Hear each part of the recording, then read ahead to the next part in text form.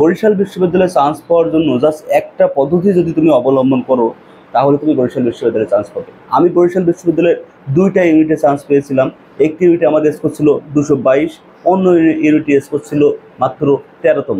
এই যে 222তম 13তম যে আমার সিরিয়াল ছিল, তুমিও পারবে জাস্ট একটা পদ্ধতি অবলম্বন করলে। দেখো, বরিশাল বিশ্ববিদ্যালয়ে প্রস্তুতির জন্য এটা তো তোমরা অনেক পরে প্রস্তুতি নাও, তোমরা আলটিমেটলি প্রস্তুতি নাও আগে ঢাকা বিশ্ববিদ্যালয়, জাহাঙ্গীরনগর বিশ্ববিদ্যালয়, জগন্নাথ, রাজশাহী, এইগুলো তোমাদের বেসিক্যালি টার্গেট থাকে। বাট বরিশাল বিশ্ববিদ্যালয় কিন্তু খারাপ না।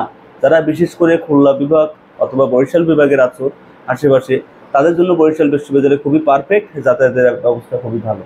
সেই হিসাবে বলে রাখি যে বরিশাল বিশ্ববিদ্যালয়ের প্রস্তুতির জন্য জাস্ট একটি পদ্ধতি অবলম্বন করবে, যে পদ্ধতি আমি অবলম্বন করছিলাম। দেখো, আগে তুমি বেসিক পড়বে, আগে তুমি জিআই ইউনিটে পরীক্ষা দিবে। তো আমি ধরে নিই তুমি বরিশাল বিশ্ববিদ্যালয়ের মানবিক বিভাগে পরীক্ষা দিবে বি ইউনিটে। এখন এই বি ইউনিটে পরীক্ষা দেওয়ার জন্য অ্যাট ফার্স্ট তোমাকে বুঝতে হবে কোনটা পড়বে এবং কোনটা বাদ দিবে, কোন কোশ্চেনটা পড়বে, কোন কোশ্চেনটা বাদ দিবে। বরিশাল বিশ্ববিদ্যালয়ের বি ইউনিটে কোথা থেকে কোশ্চেন হয়, কোশ্চেন প্যাটার্নটি কেমন, কোন কোন টপিক থেকে কোশ্চেন হয়, অর্থাৎ তোমাকে একটি সাজেশন তৈরি করে নিতে হবে। সাজেশন তৈরি করার জন্য তুমি বরিশাল বিশ্ববিদ্যালয়ের 10 বছর অথবা 15 বছরের প্রিভিয়াস কোশ্চেন, 10 থেকে 20টা প্রিভিয়াস কোশ্চেন নিয়ে বসো। ওই কোশ্চেনগুলো থেকে যে টপিকগুলো পরীক্ষাতে আসে ওইগুলো লিখে ফেলো। ওইগুলো লেখার পরে তোমার একটি সুন্দর সাজেশন তৈরি হয়ে যাবে। এটা হচ্ছে সব থেকে বড় সুন্দর ব্যাপার।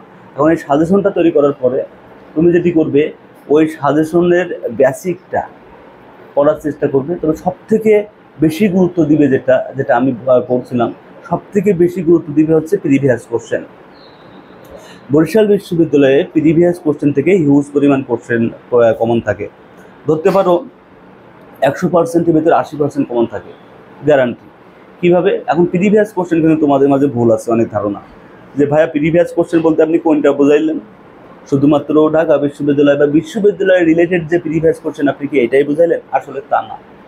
প্রিভিয়াস কোশ্চেন বলতে যেটা বিশ্ববিদ্যালয়ে এসেছে সেটা তো আছেই, পাশাপাশি বিসিএসের কোশ্চেন, প্রাইমারির কোশ্চেন, ব্যাংকের কোশ্চেন বা বিভিন্ন মন্ত্রণালয়, পরিদপ্তর, অধিদপ্তর, এই যে চাকরির পরীক্ষাগুলোতে যে কোশ্চেনগুলো আসে এটাও তোমাকে পড়তে হবে। অতএব তুমি যে বইটি পড়ো না কেন, আমি ধরি তুমি MP3 সাধারণ জ্ঞান বইটা পড়ছো, তা MP3 সাধারণ জ্ঞান বাংলাদেশ অ্যাফেয়ার্স এবং ইন্টারন্যাশনাল অ্যাফেয়ার্সের ভিতরে প্রত্যেকটা অধ্যায়ের শেষে যে MCQগুলো আছে, যদি কেউ শুধুমাত্র ওই MCQগুলো ভালোভাবে পড়ে, সে বরিশাল বিশ্ববিদ্যালয়ের সাধারণ জ্ঞানে ইনশাল্লাহ ভালো করবে। এভাবে বাংলা, ইংরেজি তুমি যদি প্রিভিয়াস কোশ্চেনগুলোই খুব ভালোভাবে বিশ্লেষণ করে প্রিভিয়াস কোশ্চেনগুলো ভালোভাবে পড়ো, তুমি বরিশাল বিশ্ববিদ্যালয়ে ইনশাল্লাহ চান্স পাবে। পাশাপাশি কিছু জিনিস থাকে যে বেসিক জানতে হয়, ওই বেসিকগুলো তো তোমাকে জেনে নিতে হবে। এবং কোন কোন টপিকগুলোর বেসিক জানতে হয়, যেমন সমাসের বেসিক জানতে হয়, কারকের বেসিক জানতে হয়, হ্যাঁ, ইংরেজি গ্রামারগুলো যতগুলো আছে ইংরেজি গ্রামার সবগুলোরই বেসিক জানতে হয়। এগুলো বেসিক জানার পাশাপাশি তোমরা প্রিভিয়াস কোশ্চেনটাকে একটু বেশি প্রাধান্য দিবে, তাহলে তুমি বরিশাল বিশ্ববিদ্যালয়ে ইজিলি চান্স পাবে। ভালো থেকো সবাই, সুস্থ থেকো। আসসালামু আলাইকুম।